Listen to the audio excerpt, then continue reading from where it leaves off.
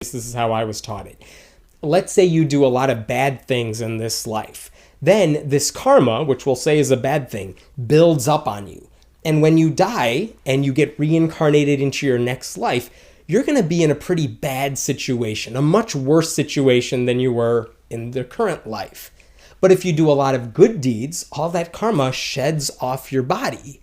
And then when you get reincarnated, you're going to be in a better position in your next life. And when you keep getting reincarnated and you go through this cycle over and over, eventually you'll shed all of your karma and you will have no dust on your body. And eventually you will break free of the cycle and attain nirvana and basically become something like a deity. If that sounds a little crazy to you, that's because it is. But let me explain the bigger problems with the concept of reincarnation. Again, there's just no evidence for it, so let's get that out of the way. It suggests that children born with some defect, maybe some genetic abnormality or some disability, they brought it upon themselves in a past life. I mean, how horrible is it to blame an innocent child for something they had no control over?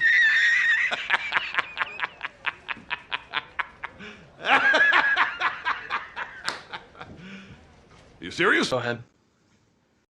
I was going to say a common criticism that that sort of views from people is that it sort of encourages people to not help out the poor or because people yeah. seem No, that except that that that doesn't really fit at all because the Buddha placed a lot of emphasis on generosity and kindness and compassion. So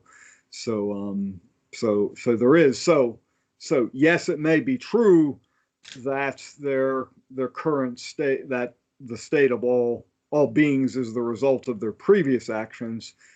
You can also improve your future well-being by being kind to others who are less fortunate than you in this life. Well, like I was gonna say is that generally the criticism is about people will say, well, then you shouldn't. I mean, it should encourage people not to really help out the suffering because people will say, oh, well, they were just horrible people in their past lives, so why help them now? They're just getting what they deserve.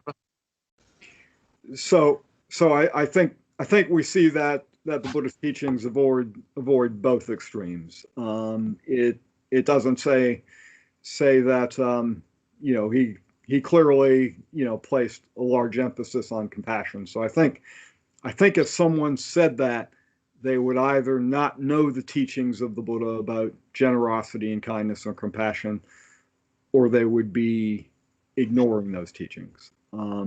So I think if you go to Buddhist countries, Buddhists are very generous. You go to Sri Lanka, for example, you would be astounded at how generous people are, at how kind people are, and how they wish to help other people.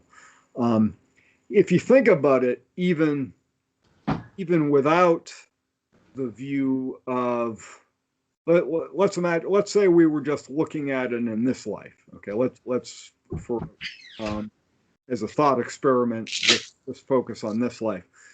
We find that in this life, poor people very often are poor as a result of their actions in this life.